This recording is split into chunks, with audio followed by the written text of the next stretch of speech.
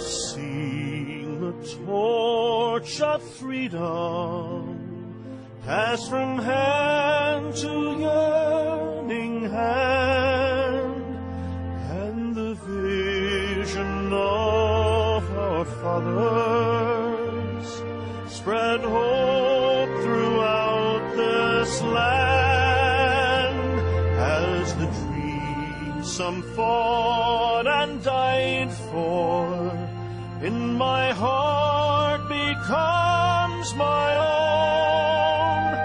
I will strive to keep her promise, America, my home. America, America, may God bless America, and freedom reign across America, my home. From the shorelines to the prairies, to the cities great and small, we have reaped the fruits of justice and liberty for all. So with deep appreciation for the blessings of freedom that we know in this wonderful land of ours, I'm Dr. George Simon, welcoming you to another edition of Character Matters. This is the program where we talk about what I consider to be the defining issue of our time, the character crisis that we face, and that affects so many aspects of our daily lives, and is indeed at the root of so many of our troubles today, from our families to our communities, to our societies, and even in our corporate boardrooms, our businesses, our free enterprises. This is a country based on the notion that people can govern their own affairs and they can create their own enterprises. And things all work out pretty well, actually. You leave free people with their own moral conscience, a well-developed conscience. You leave such folks alone. You don't oppress them in any way. They do wonderful things, and they create opportunities not just for themselves, but for other people, and that's how the system works. We've had many pioneers in various areas help build a wonderful place to live and work.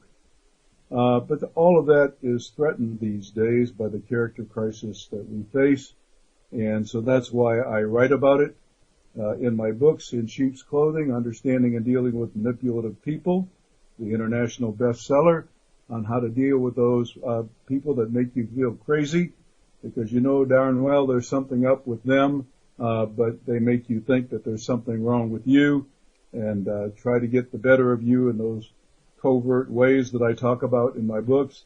Also my book, Character Disturbance, The Phenomenon of Our Age, where I talk about all the various disturbed character types and how to deal with them, and especially how to get the right kind of help when you're trying to procure help for yourself in dealing with these folks.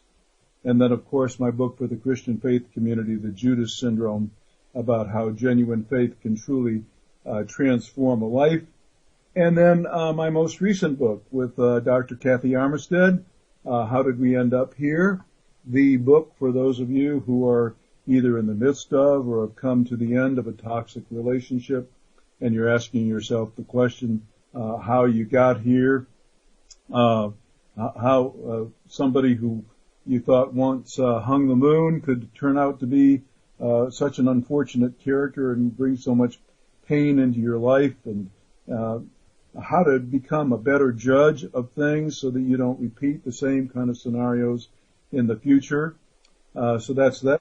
I have another book coming out with Dr. Armistead at the end of the summer, the 10 Commandments of Character. So be looking for that. Those are the life lessons that we need to learn, not just when we're growing and developing in childhood and adolescence, but those lessons that we have to learn at any stage in our life in order to be the kind of people that we have it within us to be. So look for the 10 Commandments of Character, how to lead a significant life toward the end of the summer. And then check out my blogs also at manipulative-people.com. That's www.manipulative-people.com, where right now the series of articles that I've got, and just posted another one last Friday, as I do every Friday afternoon, is previewing some of the content of my book coming up with Dr. Armistead called The 10 Commandments of Character. We're on character commandment number 4 right now, the importance of respecting the truth. I think you'll find that series of articles very timely and interesting. And if you want to join the conversation, the number to call is 718-717-8296. That's 718-717-8296. I'll be happy to take your call. Tonight we have a very special program for you and a very special guest, because we're going to talk about how much character matters in the workplace from an expert who's been there, done that, so to speak, and knows full well how essential it is in today's business environment to have folks of character working in an organization.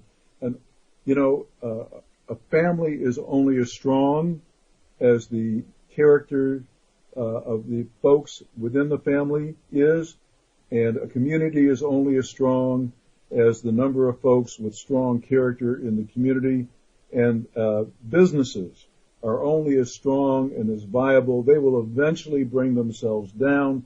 They will eventually run into trouble. They will eventually run into financial disaster if they're not of solid character. The corporate culture, the values promoted, these things mean a lot.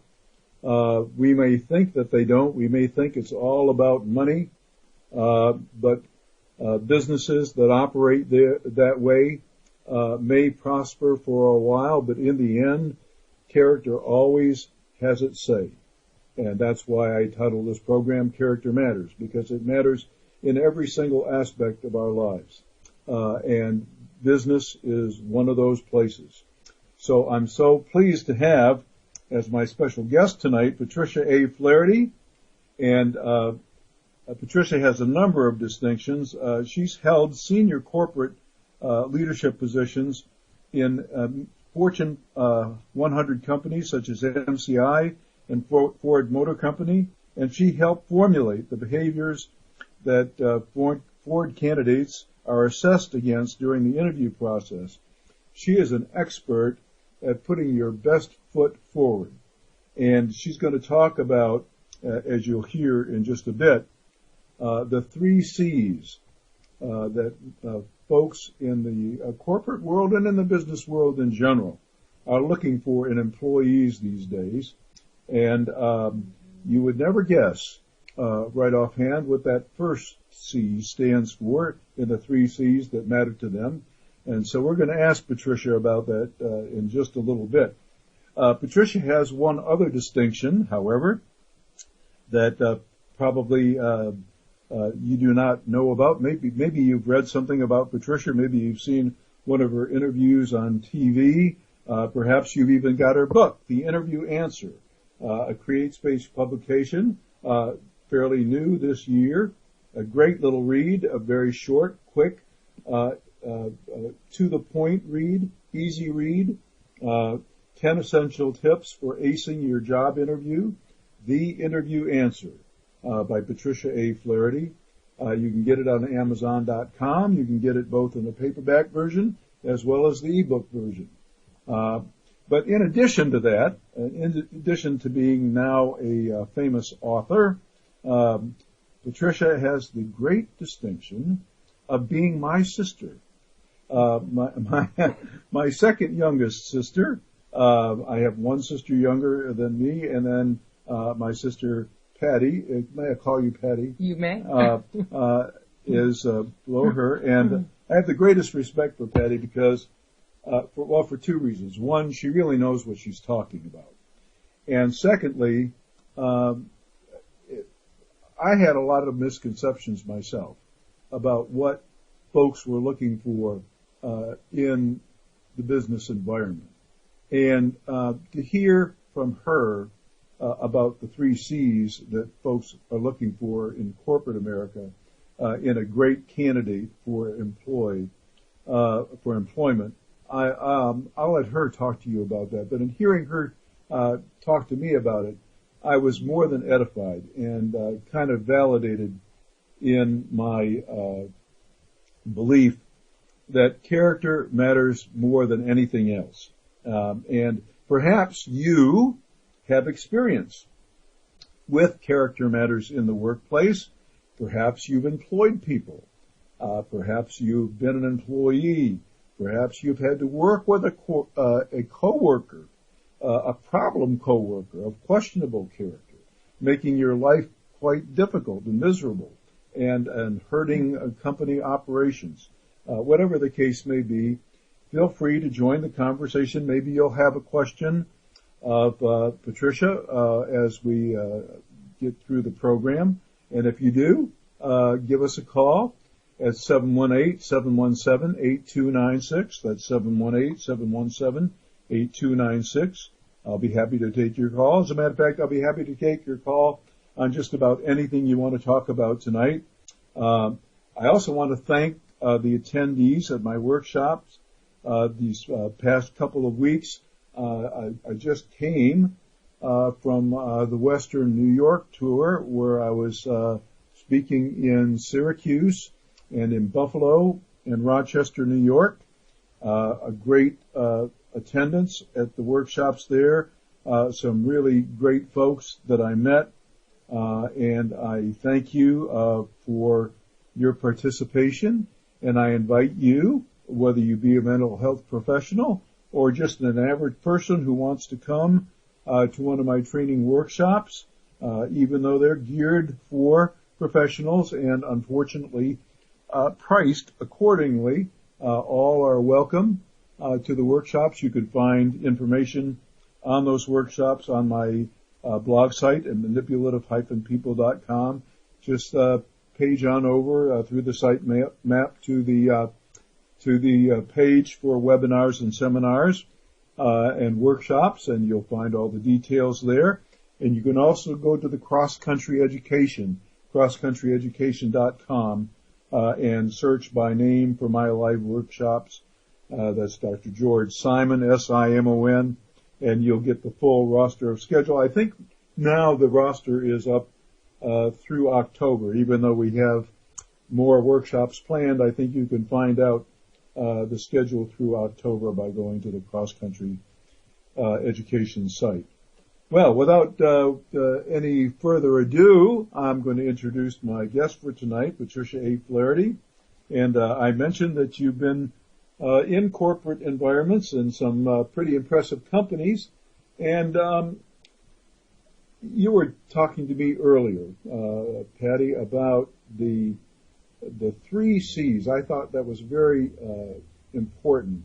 You mentioned the 3 C's that folks are really looking for, folks who are seeking to employ an individual, whether they be at the large corporation level, at the smaller organization level. Employers are really looking for 3 things that really matter. They say in real estate, the 3 things that count are location, location, location, right? There are 3 things that really matter to an employer, right, when they're interviewing somebody and they're looking for a prospective candidate. And you were mentioning the 3 C's. What are those 3 C's? Thank you, George. Yeah, I'd be happy to tell you about them. And I say at the beginning of my book, The Interview Answer, whether or not they are conscious or unconscious about this, employers are always looking and, more importantly, listening as you're speaking for these 3 C's. And the first of those C's is character. So it's really appropriate. Did you hear that, folks? Character really does count. The first is character, first and foremost. And the second is competence. And competence means your knowledge and your skills and your experience. And the third is your chemistry or compatibility. Think about somebody that you might, want to date. There has to be a certain amount of chemistry or compatibility. You want to spend some time with them. You want to hang out with them. Well, employers are looking for those three things. But first and foremost, the reason it's listed as number one is character. Yeah. In that regard, I wanted to ask a couple of questions, if you don't mind. In regard to the character department, it seems to me that there would be certain aspects of character that an employer would really be interested in. In other words, traits of character that would really be overjoyed to find. Absolutely. In an individual. And then there would also be some traits in character that would be a real red flag and maybe send up the warning sign that we got something to be concerned about here, and that would be a turnoff to a prospective employer. So if you wouldn't mind, let's start with the positive aspects of character. Maybe one of the two aspects of character that would signal to an employer, this is the person we might really want to consider bringing on board. Absolutely. The importance of character, and I'll talk about those exact positive traits that employers are looking for, is that employers have one shot during the interview, is their only shot of getting people of good character into that organization or keeping them out of their organization. And why is that? Well, because competence can be groomed. Knowledge and skills can be groomed. You wouldn't even be at an interview if your resume didn't show that you had some degree of the required knowledge and skills and experience that the employer was looking for. Yeah. But character is formed at a very early stage in your development. By the time you're looking for a job, it's pretty well solidified. An employer can't send you to a training class to improve your character. They can't do much about it. It's pretty much baked. So their best shot of getting the people of desired character is during that interview. Mm-hmm. They miss that mark, then they've got somebody on board in their organization who's going to be hard to work with, and even if they have to let them go, it's even going to be difficult to fire. All right, so right from the get-go, the employer is looking at character. Absolutely. If they aren't, they're missing the mark. If they aren't paying careful attention to that, it's their one and only shot. They can't fix it. Mm-hmm. They can't change it. And it would make sense that it's going to cost them in the long run, and in more than just headache on the job. Let's just say that a person really has some trouble. Let's say they can't work with their coworkers or whatever the case may be, and then they have to be perhaps referred through the company's EAP to get some help. You say that character really can't be, is one of the things you can't groom, and you're just going to have to deal with it in other ways. That gets to be an expensive proposition. Right? Absolutely. It can be expensive in many ways, and even literally. If some of the character traits that you asked about that employers are looking for, honesty, integrity, teamsmanship, the things that you talked about. I mean, it could literally be expensive if the person isn't honest and doesn't have integrity and is fraudulent and embezzles from a company. Those are kinds of character traits that employers really care about. Initiatives, self-starter, somebody who's going to take responsibility, get the job done. Those are character traits. Those are things that aren't going to be groomed in any kind of competence building seminar. Yeah. You know, on this program, we talk an awful lot. I get a lot of callers call in. We have a lot of discussion about our age of what seems to be entitlement, where folks kind of have a sense many times that the world owes them as opposed to them really owing anything to the world. Maybe feeling a sense of obligation to not only have developed themselves, but to be ready to make a meaningful contribution. And they're constantly kind of thinking, what is it you can do for me? Absolutely. As opposed to, what is it that I can do for you? Would you speak to that just a little bit? My favorite chapter in my own book, The Interview Answer, is Chapter 3, which the book is subtitled, as Dr. Simon said, 10 Essential Tips to Acing Your Job Interview. And tip number 3 says, realize that it's not all about you. Because that directly hits this entitlement thing. And that comes across in an interview, not only in the way you answer questions that the interview poses to you, but the questions that you ask of the interviewer. The questions that you ask of the interviewer, which is a whole nother tip in the book, a whole nother chapter dedicated to what kinds of questions you ask and don't ask. Because if you go into the part of the interview where they say, what questions do you have of me? And you say, when are you going to give me a promotion? What kind of bonuses do you give? And make this thing all about what they can do for you, this entitlement era, that says a lot about your character to the interviewer. They are deducing your character in everything you answer that they ask you and everything that you ask. Your character is being analyzed. Now, is there any particular place within the corporate structure where that matters more, or is this a pretty universal thing? In other words, if you're looking for kind of a line-level job versus, say, an entry-level management job, mid-level management job, is there any place where that is more crucial than others, or is this something that's important all the way up the chain? Good character traits are fundamental at any point in your career. People want to work with people they trust. Well, think about it this way.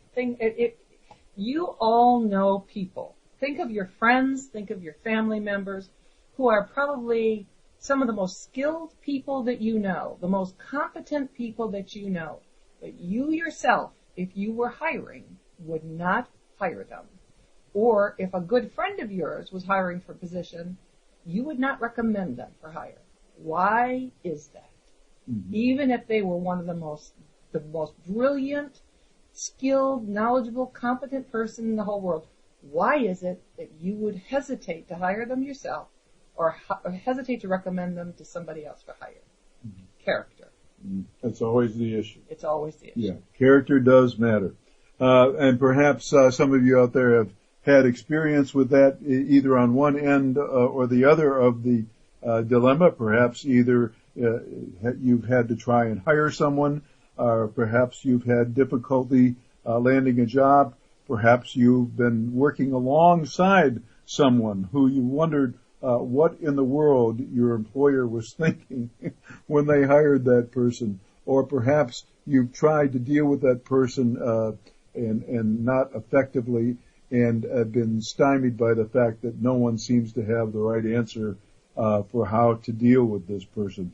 In any case, if you have a question you want to ask, either Patricia Flaherty or myself, give us a call at 718-717-8296. That's 718-717-8296, and we'll be happy to take your call. Of course, you can call on any of the other topics, including any of the issues raised in the blog articles this week, or any of the articles for that matter on the blog.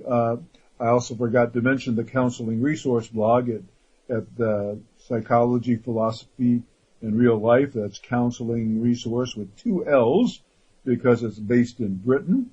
www.counselingresource.com. Another great source of information with many of my articles.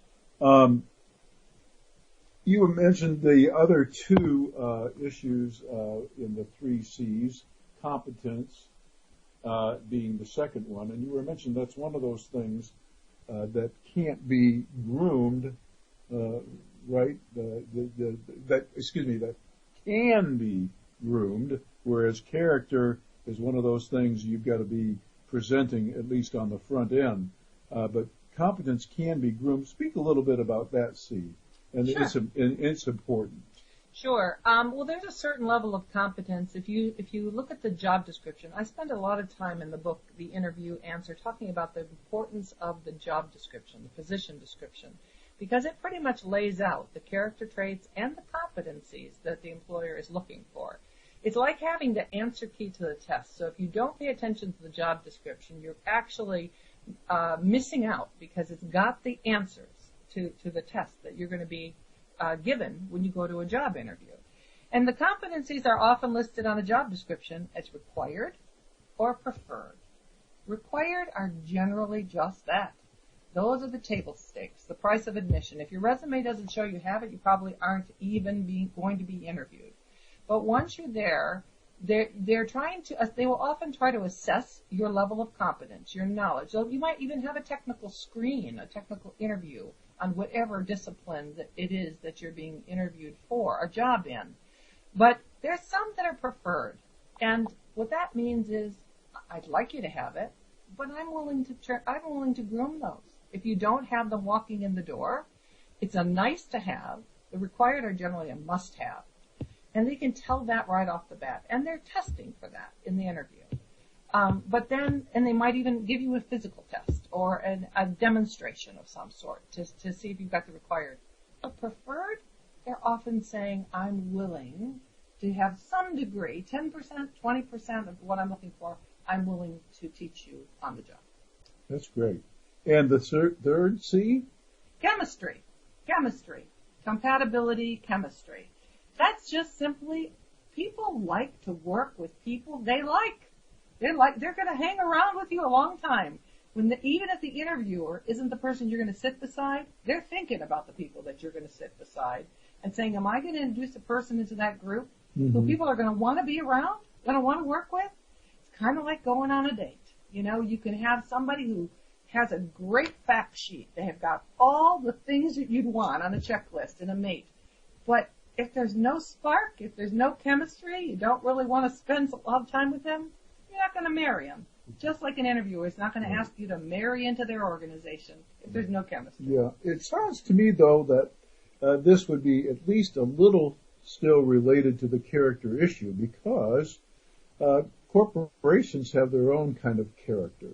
And so it sounds like this is kind of like a compatibility issue, right? And so character enters into it just a little bit. It does. In fact, a corporation's character is often called the corporation's culture. Mm-hmm. And so, yes, people want to know if the person that they're interviewing is going to fit well, play well, perform well in the organization's culture. Mm-hmm. So it's well said. That's great. Well, you know, this is a topic that I think that we could probably do maybe 2 or 3 shows on, but I'm glad to have the opportunity to have Patricia Flaherty here with me today. But if you have a question you want to ask Patricia, specific to the interview process, or specifically to the question of how character relates to landing a job, keeping a job, moving up within the corporation, or perhaps you even have a question about dealing with certain kinds of corporate cultures or the character of coworkers that has been a problem for you, give us a call at 718-717-8296. That's 718-717-8296. Of course, you don't have to limit yourself to just that topic. If you want to give us a call for some other reason, I'm happy to take your call. You know, one of the things that's really been an interest of mine over the last couple of years are the different types of corporate climates and corporate cultures. For example, I'm not going to mention any names, and people can do their own math here, so to speak, because there are many for-profit universities these days. There are actually 10 major ones, a couple more major than others. So we're not going to mention any names, but I have experience with a couple of these for-profit players. And what I found, I actually worked as a professor in a couple of these settings. What I found was there was a very definite character to the organization. It was more than just the atmosphere and the culture. The organization, you know, in the eyes of the law, corporations are viewed as persons. And I think that there's a reason for that. Because a corporation has a kind of an identity that it develops. And I found in this environment an identity or an image or a personality to these 2 places that I'm familiar with, that I won't mention their names, that if these organizations were a person living next door to me, I probably would never say hi to them. As a matter of fact, I probably would wish they would move someplace else. Because their very identity, the way they did business, the way they conducted their affairs, the values they seemed to promote, the ways they tended to deal with people, and just their overall what I call modus operandi, went counter to many of my core values. And so I had to get out. There was no way I was sticking around. It wouldn't have mattered to me how much money they would have tried to throw at me. I wouldn't have done it. I thought that they were basically greedy, that they had an agenda for making money, which is fine. I like to make money just like anybody else. We need to make money, but that seemed to be too much of the prime agenda. And then the other issue seemed to be that, for a lack of a better word, there was a lack of genuineness to the product that they offered, and they knew it.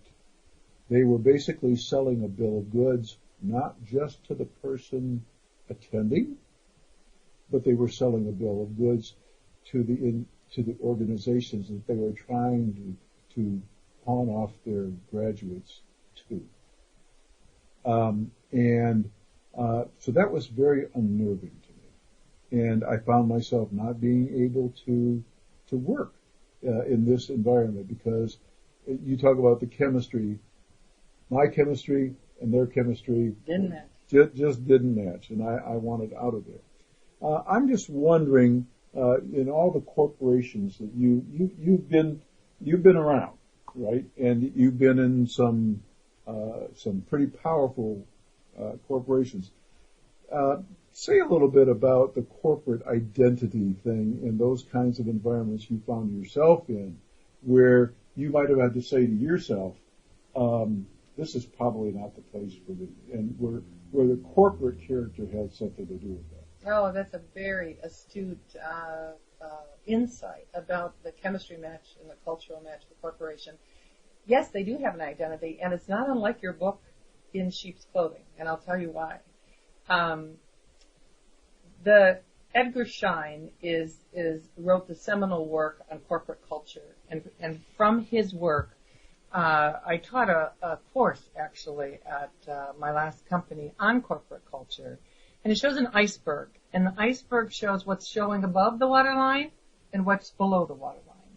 Above the waterline is what the corporation says it is. It's what's called espoused values. Mm-hmm. This is the plaques on the wall. You see all kinds of artifacts, as Edgar Schein calls them, on the walls.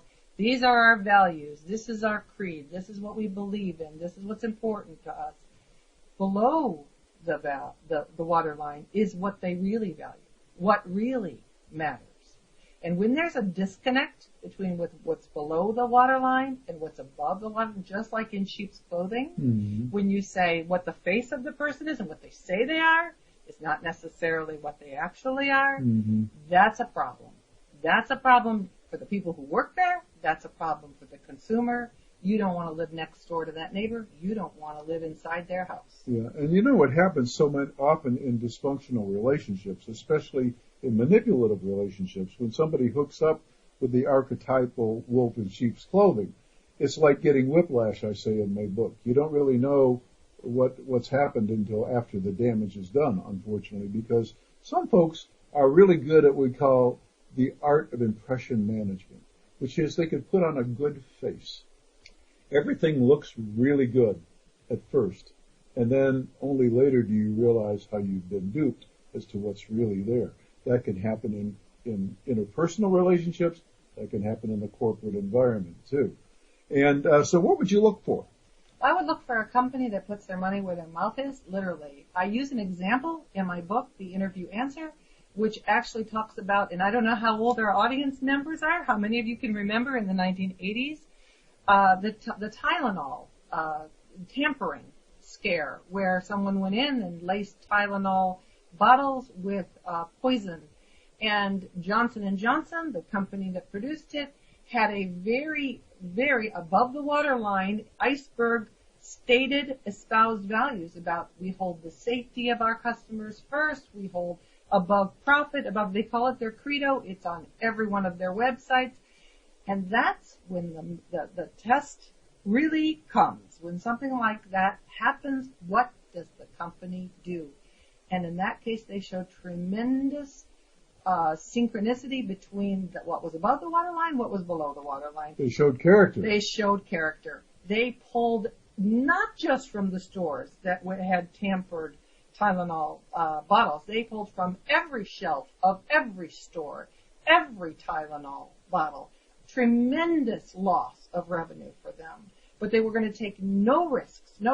They created the first tamper-proof. Now we all have to deal with those bottles and those seals and stuff, but they went through tremendous effort because they lived those values. So they literally put their money where their mouth was. They did, and they showed character. I use that example in my book, The Interview Answer, because I think that's a great testament of character. And I use it when a person actually is responding to an answer to the question, why do you want to work here? And the person and the company in the fictitious example was J&J.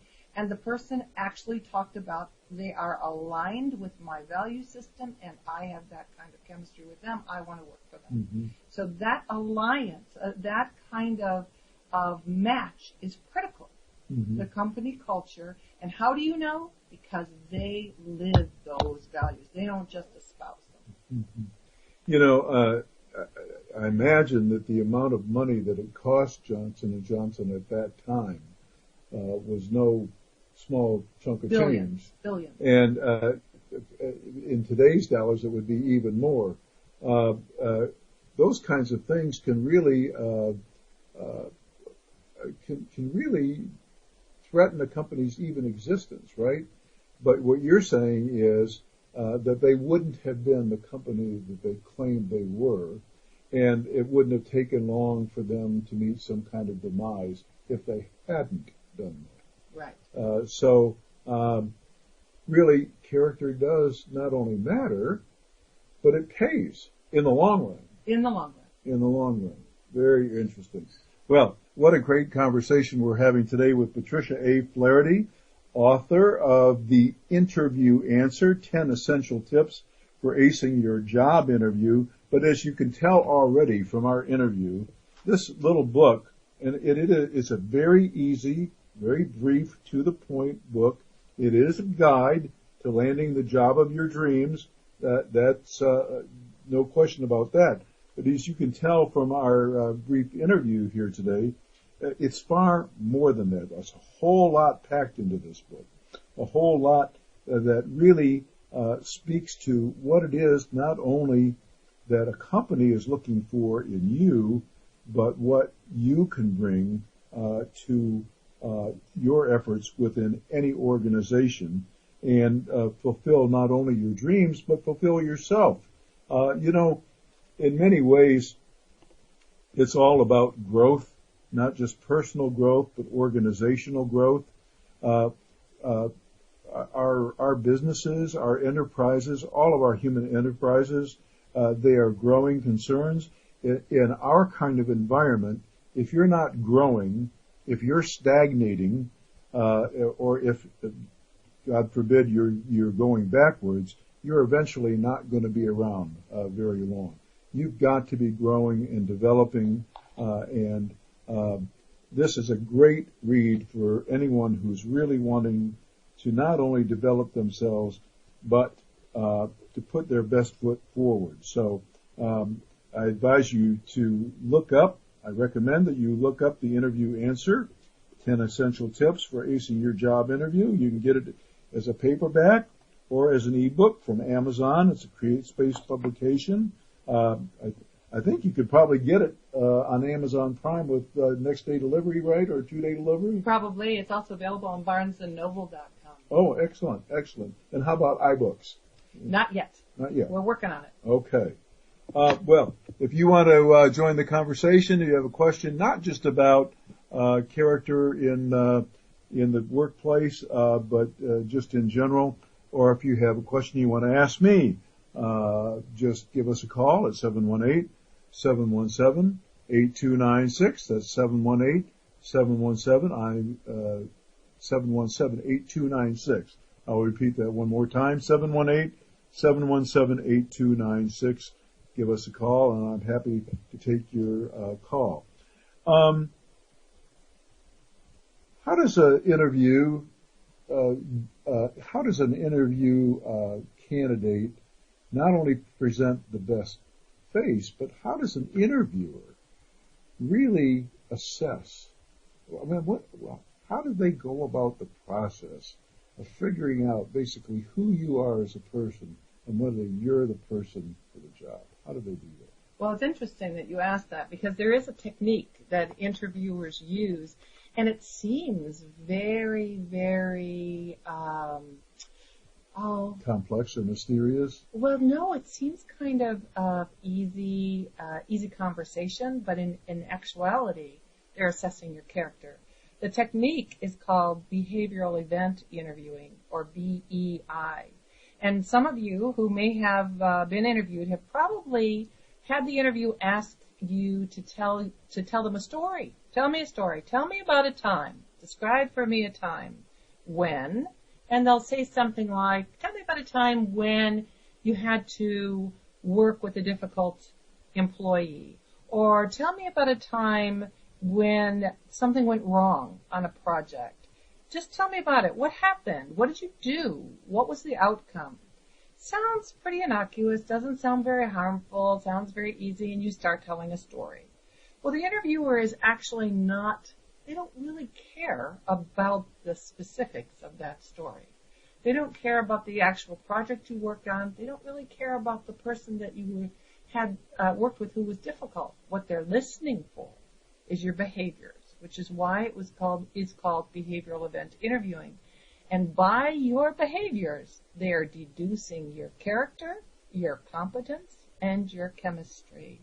They're listening very hard to what you did, how you did it, and what your character traits are that came out in that interview, story. So how about an example? Can you think of an example where telling a story about how you handle the situation or whatever is going to reveal those things about your character? Absolutely. I'm going to give you two possible answers to the same interview question, and then I'll let you deduce the character with me. Okay. So the interview says, tell me about a time that you worked on a project that didn't come in on time, didn't go well. Project didn't go well. What happened?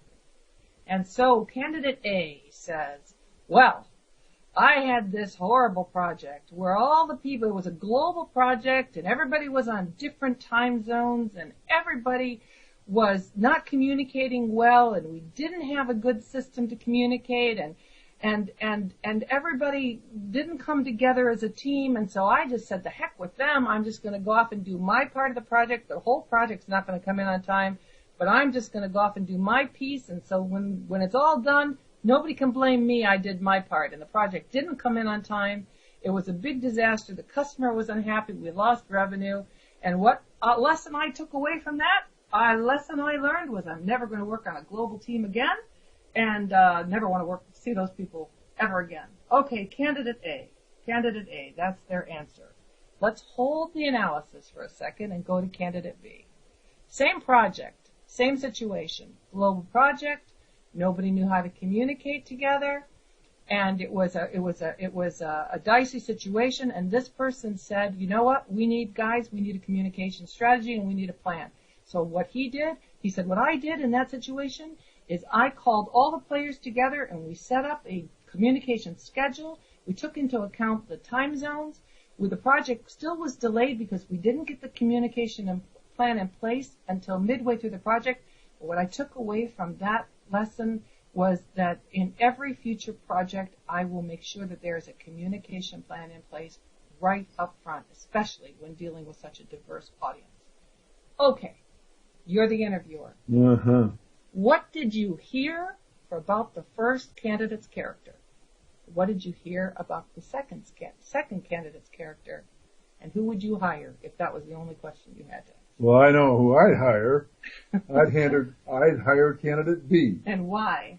I would hire candidate B for a number of reasons. Candidate A seems to have kind of an all or nothing kind of approach to life. Things didn't go just exactly, so he was out of there, basically. You can be in or you can be out.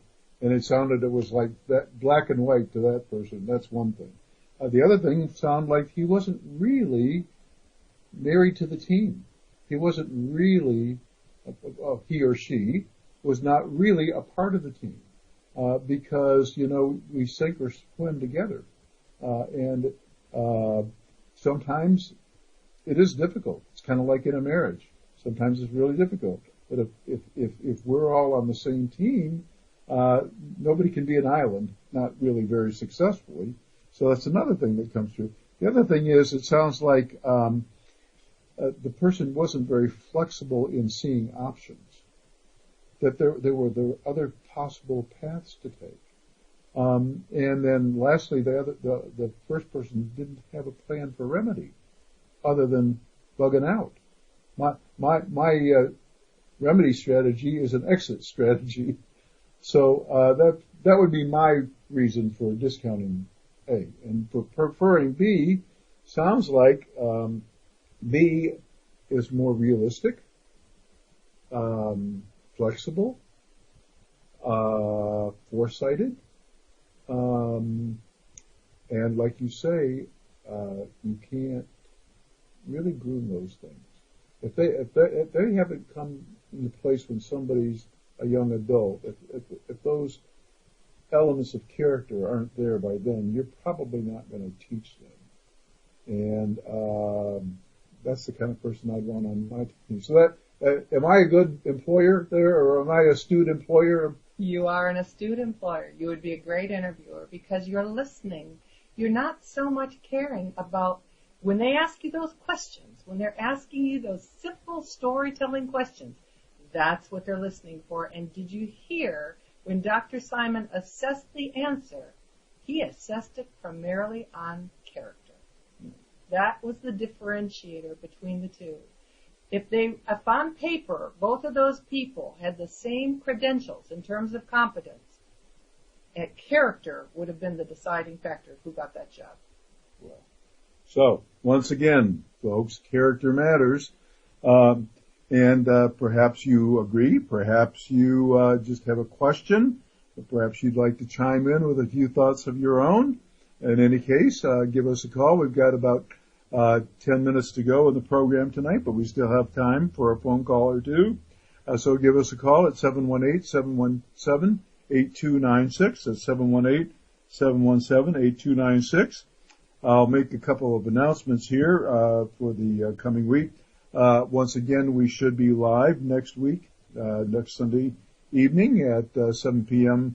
Eastern Daylight Time, 6 p.m. Central, 5 p.m. Mountain Time, and 4 p.m.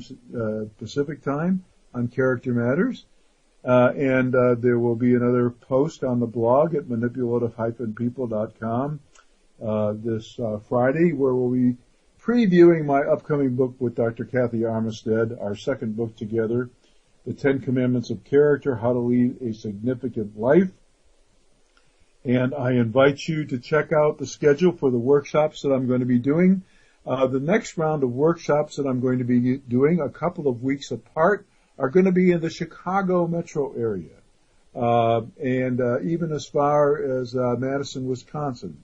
So I know that folks in that area will want to get information from either the crosscountryeducation.com website or from the blog site at manipulative-people.com under the sitemap tab at workshops and seminars on the blog.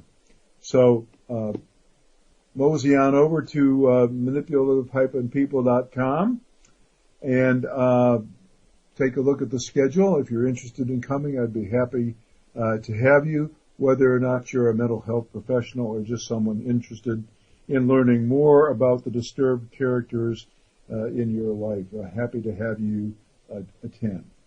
So, we have a few moments left of the program. We've had a great interviewer. Well,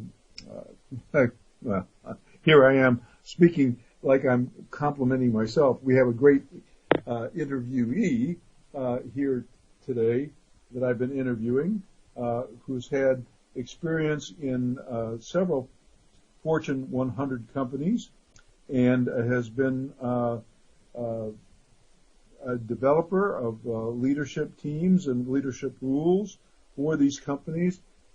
She knows what leadership is all about.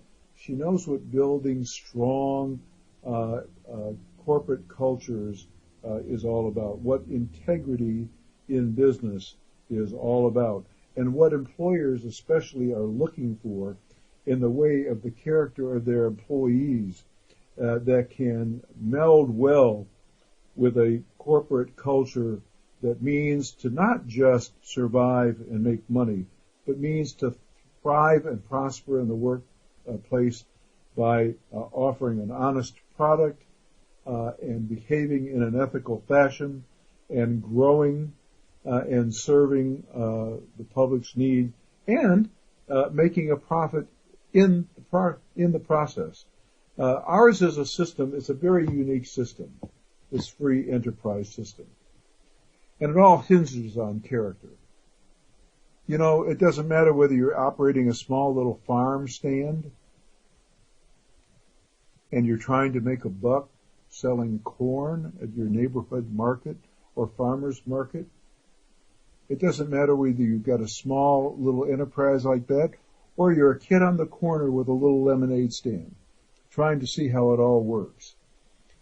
If you bring a person of integrity to the table, you offer a decent product at a decent price and make the customer your business and satisfying the customer, offering a good product at a good price, you're going to do well.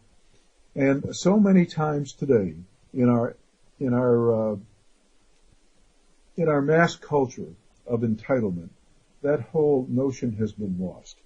I don't think people really understand how it works anymore. And so I'm going to surprise our guest tonight by asking her a question about that, because I've often thought about that.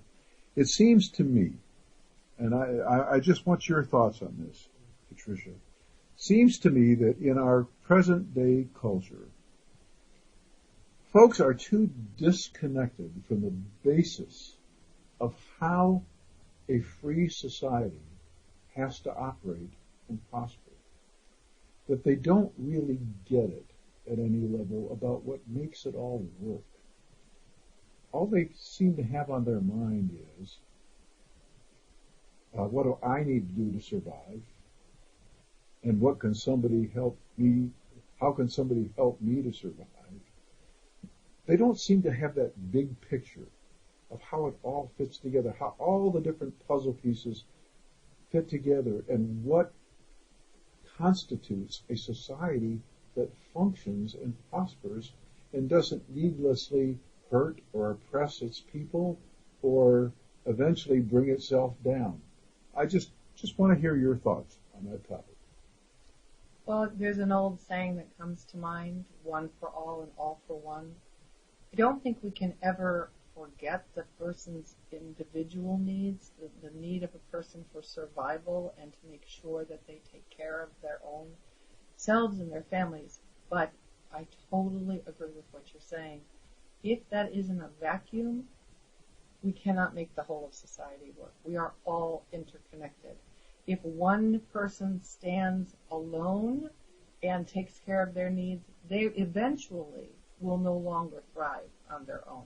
It's a false premise that if you just take care of yourself, you're going to be okay. It's a false premise because what you are relying on to take care of yourself is the rest of society and the community in which you live. Mm-hmm. So everyone must take care not only of themselves, but to make sure that the community and society sustains itself mm-hmm. so that it can thrive and you can continue to thrive. One without the other doesn't work. Well, it's been a very great pleasure to have you here tonight. And folks, I want to encourage you once again to make yourself, do yourself a favor. Mosey on over to Amazon.com, BarnesandNoble.com. Get yourself a copy of the interview answer, 10 Essential Tips for Acing Your Job Interview by Patricia A. Flaherty. Clearly, Ms. Flaherty knows what she's talking about. And You can also get the book in ebook format. I also want to mention the fact that next week's program will again be live here on Character Matters.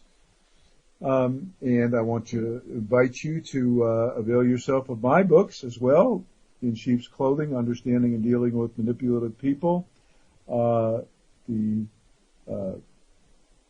go-to book for understanding the manipulators in your life, Character Disturbance, The Phenomenon of Our Age, the book where I go into more depth about all the disturbed characters out there and how they impact your life, how to understand them, and especially how to get the right kind of help when you're trying to deal with them.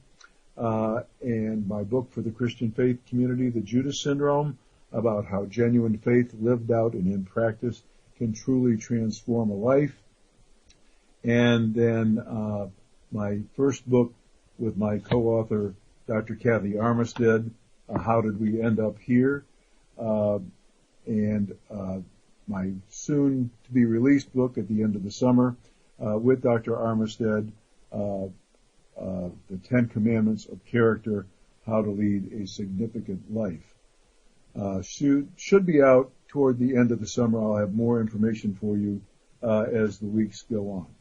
So next program will be live as well, and invite you to give us a call anytime at 718-717-8296. You can write the number down.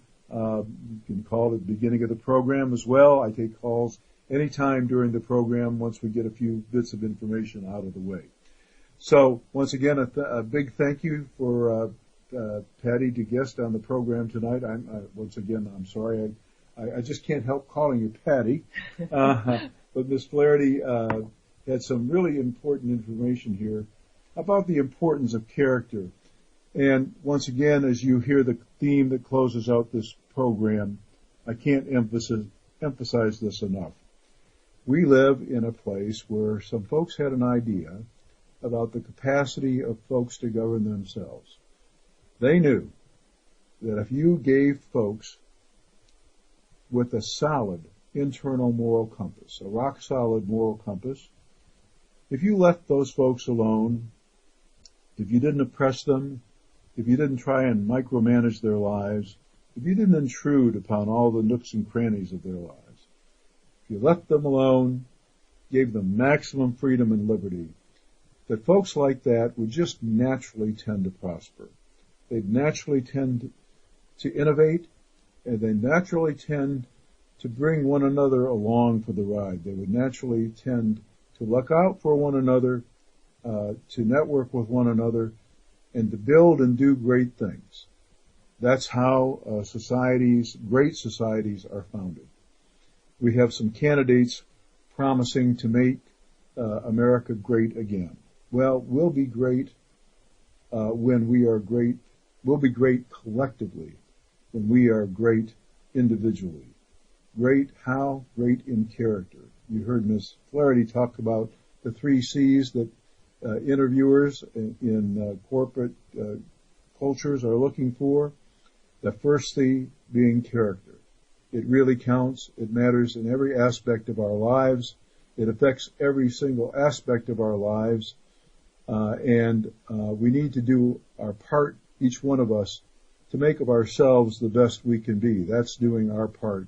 And to encourage one another to be of the kind of character that helps keep our families strong, keeps our communities strong, and in turn helps keep our country strong.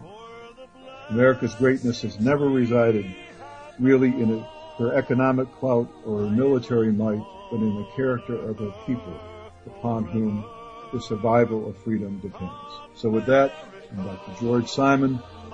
Thank you for tuning in, inviting you to tune in again next week. Thanks for tuning in, and I'll see you next week.